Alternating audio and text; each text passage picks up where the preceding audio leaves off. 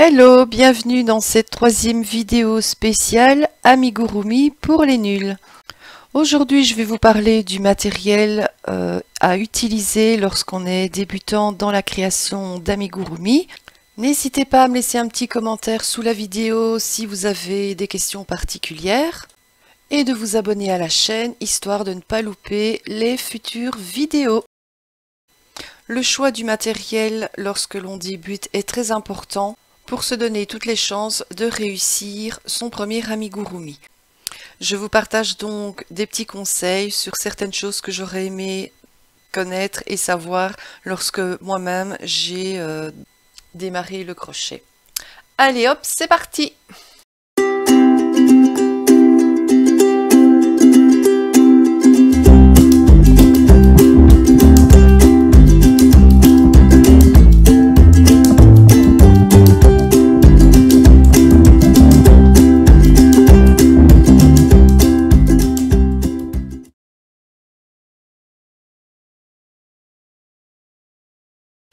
Le premier petit conseil que je peux vous donner, c'est d'éviter les achats coup de cœur. Pourquoi?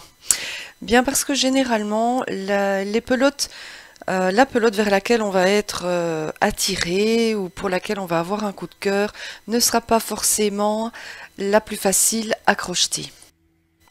Je vous déconseille donc tout ce qui est fil fantaisie, bouclé, avec des compositions par exemple de mohair, d'alpaca, tout ce qui est pelucheux, parce qu'elles sont hyper compliquées à crocheter. Il est très difficile de voir ces mailles correctement. Et en plus, si jamais vous voulez défaire votre travail parce que vous avez une erreur, vous n'arriverez pas à le défaire correctement. Votre fil va faire des nœuds ou bien vous ne saurez tout simplement pas défaire votre travail en cours.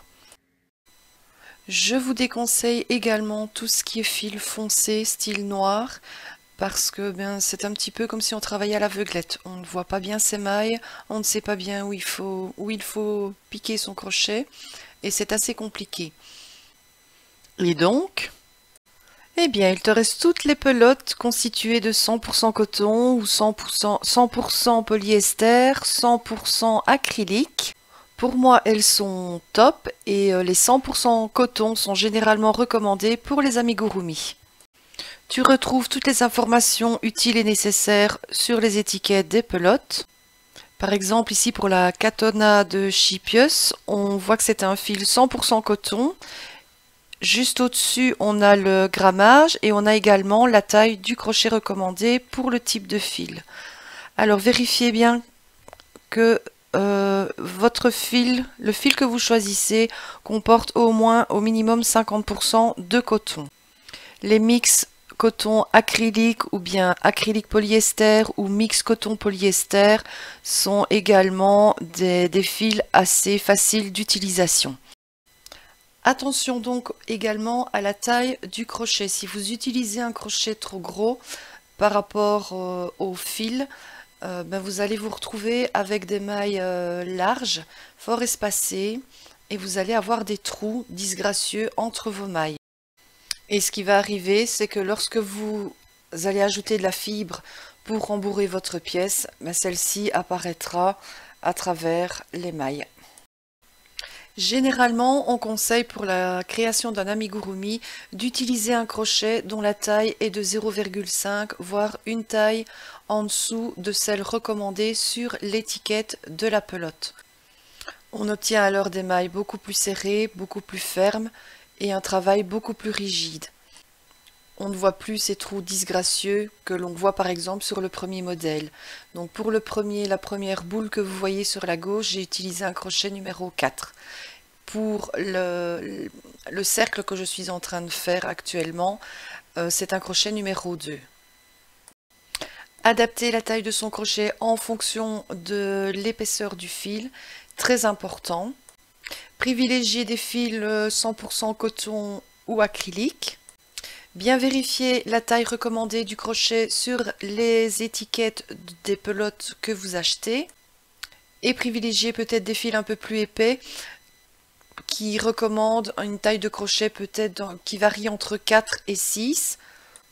Ce sera beaucoup plus facile pour vous si vous débutez.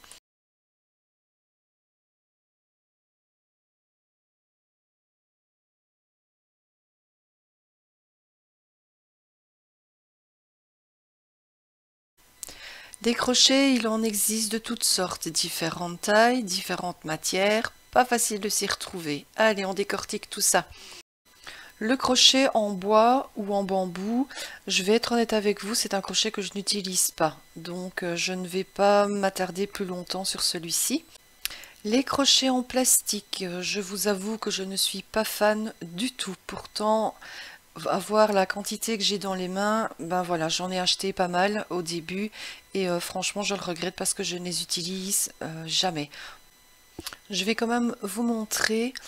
Le numéro de crochet se trouve sur le manche de celui-ci.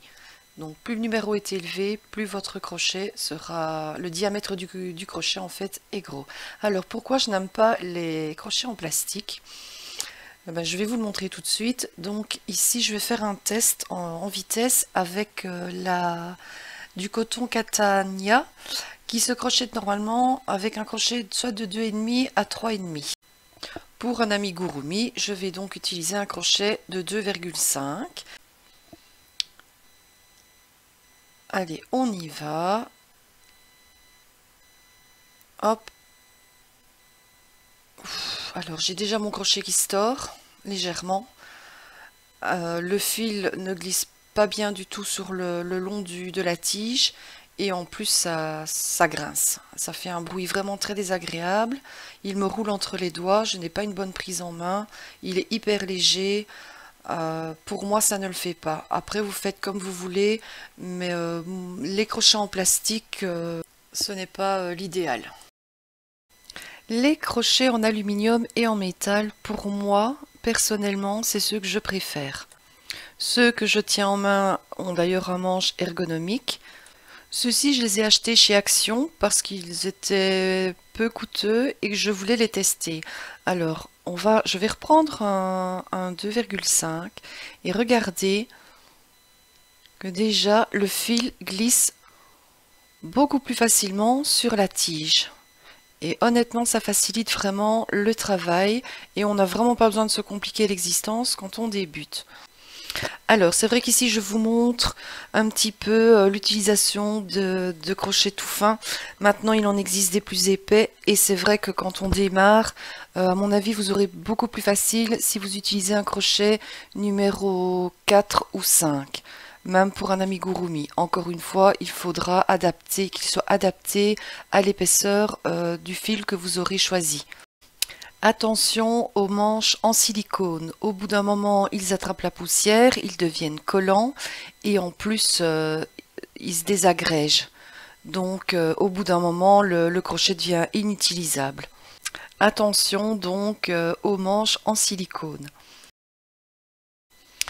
La première place sur le podium, mon crochet en métal 2 mm qui ne m'a jamais fait défaut en 9 ans de crochet. Il est toujours intact.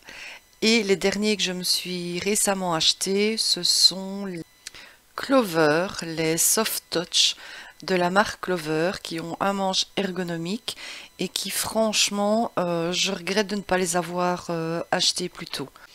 Évidemment, ils sont un peu plus coûteux, c'est un budget.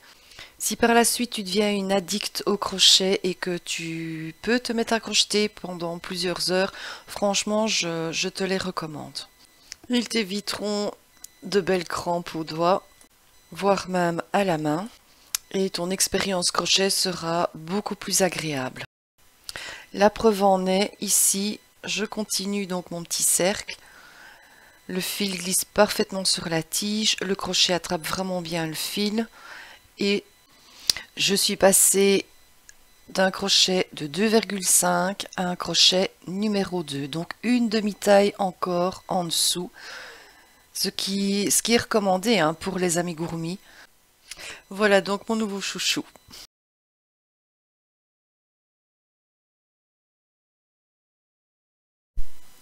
Pour rembourrer vos amigurumi, vous avez donc besoin de fibres de rembourrage. On en trouve facilement dans les merceries ou bien en ligne sur internet. Petite astuce que je vous donne et que je partage avec vous, moi ce que je fais c'est que je récupère la fibre de rembourrage de mes vieux oreillers anti-acariens. Donc en fait je les ventre tout simplement, je récupère la fibre qui est à l'intérieur, Je la glisse dans un filet que je noue bien et je passe en machine à laver avec une cuillère à soupe de vinaigre uniquement. Je ne rajoute ni savon, ni assouplissant. Je lance ma machine sur un programme court et une fois terminé, je retire juste la fibre de mon filet. Je l'étale sur une table et je laisse sécher à l'air libre pendant toute une nuit. Et avec un oreiller, on a déjà un gros stock de fibres en réserve. Avant de vous parler de tout ce qui est disponible sur le marché au niveau des yeux, sachez que vous pouvez simplement utiliser des boutons à coudre de différents styles. On peut également les peindre, soit avec de l'acrylique ou de la peinture spéciale pour tissu, ou on peut encore les broder. Il existe ce qu'on appelle des yeux de sécurité. On en a de plusieurs tailles, ça peut varier du 2 mm à 12-13 mm, donc ça c'est le diamètre des yeux, et ils se présentent comme ceci sous forme de petites vis avec une tige spiralée. Alors, ils sont accompagnés d'un petit disque en plastique blanc que l'on doit clipser en fait sur la tige de l'œil afin qu'il reste bien en place, d'où son nom, les yeux sécurisés. Donc il faut exercer une petite pression et une fois que le petit rondin est placé, on ne sait plus le retirer. Alors, ils sont pratiques, généralement c'est ce qu'on utilise pour les amigurumi. Le seul petit problème quand on débute, c'est que la partie ronde, donc la partie noire de l'œil se met à l'extérieur de l'ouvrage et la petite capsule, elle vient se mettre à l'intérieur de l'ouvrage. Ce qui fait qu'on doit les positionner avant d'avoir terminé complètement la tête de son amigurumi par exemple. Et c'est pas toujours évident. Ou alors vous suivez un tutoriel qui explique bien où positionner les yeux, mais quand on débute, c'est pas toujours évident de savoir où les positionner. Il existe également des yeux en verre à coudre, et il existe également des yeux en verre avec une simple tige. On peut les coudre, mais moi personnellement je ne les couds pas. J'aime bien avoir complètement terminé mon personnage pour pouvoir après placer les yeux où bon me semble, pouvoir réajuster si j'estime que l'emplacement n'est pas idéal, les remplacer par des boutons si je préfère lui donner un tout autre style.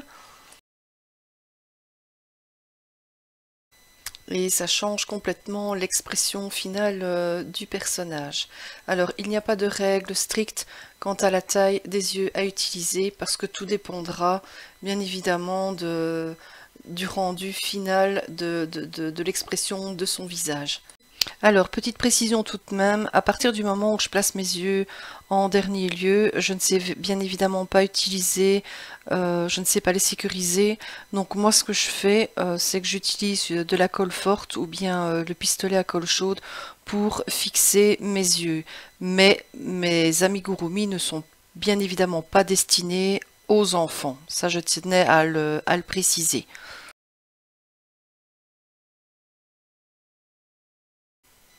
Alors, je vous présente ici les marqueurs de rang qui servent en fait à marquer la première maille du rang suivant. Ça permet de s'y retrouver lorsqu'on crochette en spirale, de repérer le début de chaque rang. Alors, personnellement, je ne les utilise pas.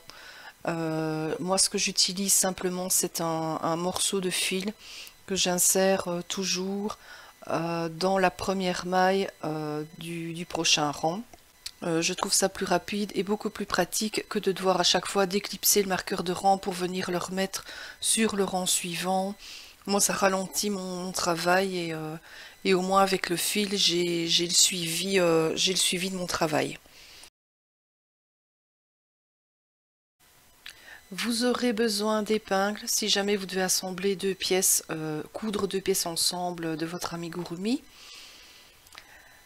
Du fil à coudre, si par exemple vous voulez coudre des boutons pour les yeux ou bien broder des petites cicatrices par exemple sur votre personnage, une paire de ciseaux pour couper vos fils, des aiguilles. Alors pour les aiguilles, veillez bien à prendre des aiguilles avec un chat assez large parce que vous allez devoir rentrer des fils, peut-être des fils un peu plus épais et ce sera bien utile d'avoir des aiguilles avec un large chat.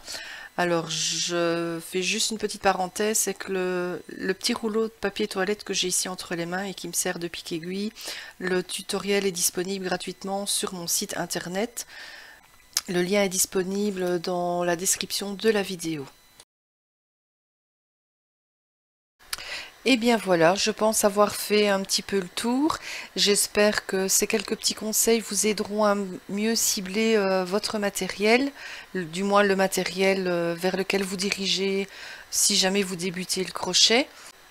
Parce que avec tout ce qui est proposé sur internet ou dans les merceries, c'est vrai qu'au départ on peut être un petit peu perdu.